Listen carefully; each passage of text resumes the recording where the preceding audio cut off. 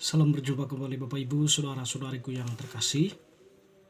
Pada kesempatan ini saya mengajak kita kembali lagi untuk mendengarkan sabda Tuhan yang kita ambil dari Penginjil Lukas bab 4 ayat 16 sampai 30. Yesus ditolak di Nazaret. Ia datang ke Nazaret tempat ia dibesarkan, dan menurut kebiasaannya pada hari Sabat ia masuk ke rumah ibadat lalu berdiri hendak membaca dari Alkitab.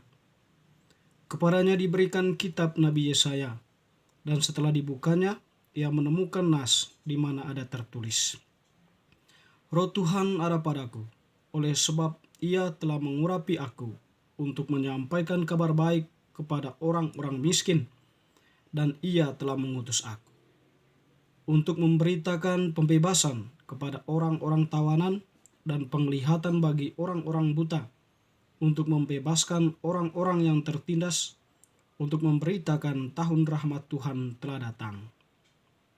Kemudian ia menutup kitab itu, memberikannya kembali kepada pejabat, lalu duduk. Dan mata semua orang dalam rumah ibadat itu tertuju kepadanya.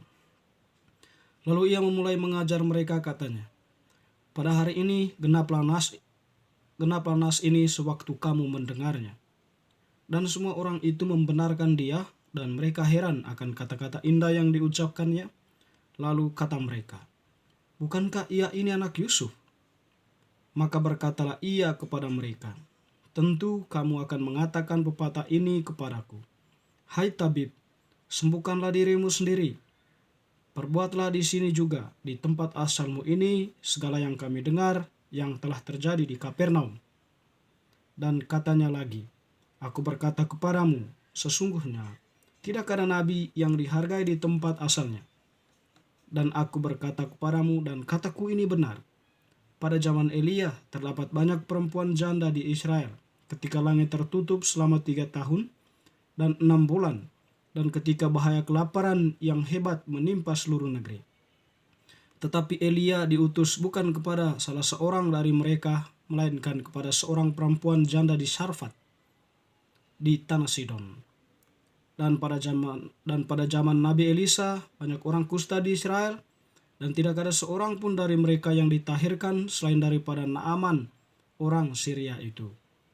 Mendengar itu sangat marahlah semua orang yang di rumah ibadat itu.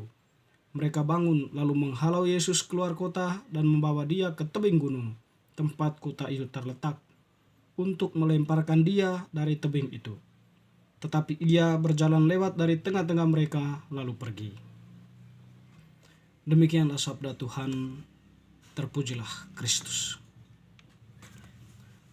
Teman-teman, saudara-saudari, Bapak Ibu, sahabat-sahabatku yang terkasih, Penginjil Lukas yang kita dengarkan tadi mengisahkan kepada kita Yesus yang berada di kampung halamannya, ya, dan suatu peristiwa yang terjadi di mana Yesus ditolak, ya, teristimewa berhubungan dengan pengajarannya. Jadi Injil tersebut kita mendengarkan tadi bagaimana dikisahkan atau tempat dikisahkannya itu berada di dalam rumah doa, ya, atau di situ dikatakan pada hari Sabat ia masuk ke rumah ibadat. Jadi kepada Yesus diberikan Alkitab untuk dibacakannya. Dan Yesus pun menerima hal itu.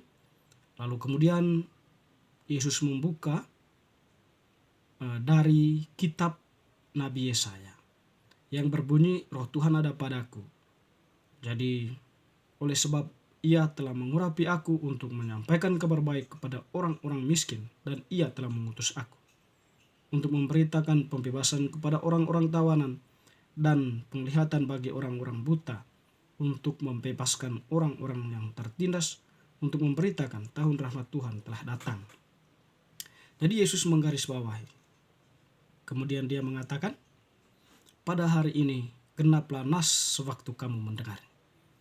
Artinya mungkin kalau kita merefleksikan secara sederhana dalam konteks kita, jadi ketika Nabi Yesaya itu mengatakan Roh Tuhan ada padaku, yang artinya bahwa memang kepenuhan roh Allah itu atau kepenuhan Allah itu yang berkarya dalam kehidupan manusia itu berada dalam diri Yesus Kristus, atau boleh kita katakan Yesus Kristus itu adalah kepenuhan janji Allah.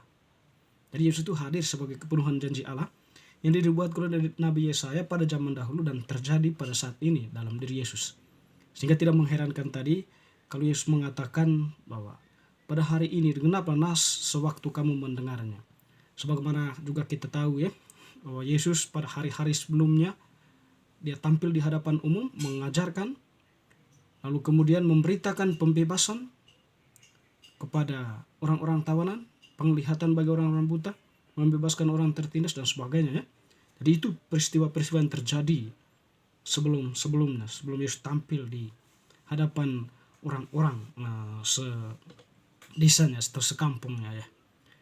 Jadi Yesus mengatakan itu ya sebagai bentuk juga, atau kalau kita mengatakannya Yesus memperkenalkan diri kepada mereka bahwa kepenuhan janji, kepenuhan nubuat Yesaya itu atau kitab Nabi Yesaya itu ada dalam diri saya. Jadi apa yang dikatakan Yesaya sudah saya lakukan dan kepenuhannya ada di dalam diri saya. Dan yang perlu kita ketahui, mengapa Yesus itu dipercayakan membaca Alkitab. Tentu Yesus sudah berumur 30 tahun dalam ketentuan orang-orang Yahudi pada waktu itu atau orang Israel.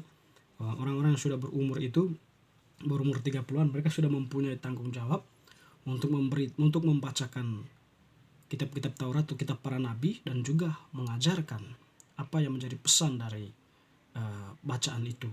Jadi Yesus ya dalam konteks itu ya dia mengajar itu, memperjelas atau memberikan pengajaran kepada orang-orang yang hadir dalam rumah ibadat itu. Dan di sini tentu unik ya dari Yesus bahwa ya dia menyimpulkan kepenuhan dari kitab Nabi Yesaya itu ada pada diri saya.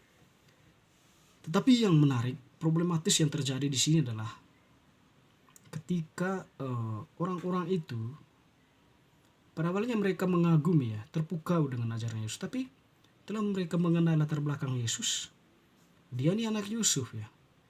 Jadi dari mana dia memperoleh semuanya? Mereka seolah-olah mengenal Yusuf ya, siapa Yusuf, dan tentunya Maria ibunya ya. Jadi dari mana dia memperoleh? Apakah dia mempunyai guru?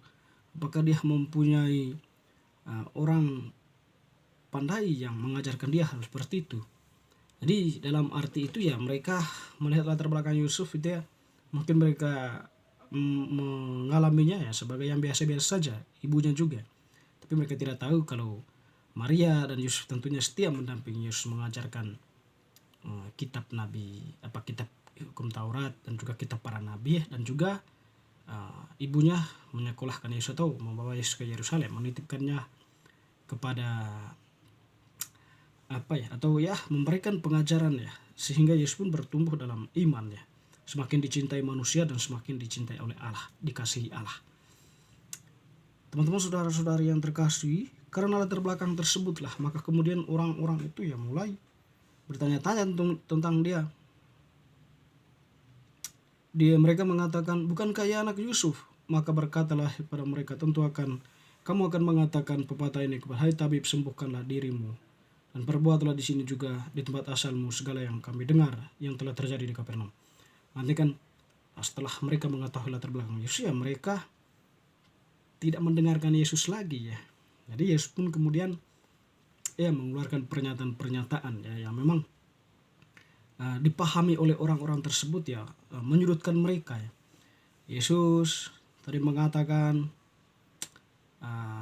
pada zaman Nabi Elia banyak perempuan janda di Israel, tetapi yang dipilih diutus oleh Allah itu adalah Elia, bukan dari perempuan-perempuan janda yang di Israel itu ya.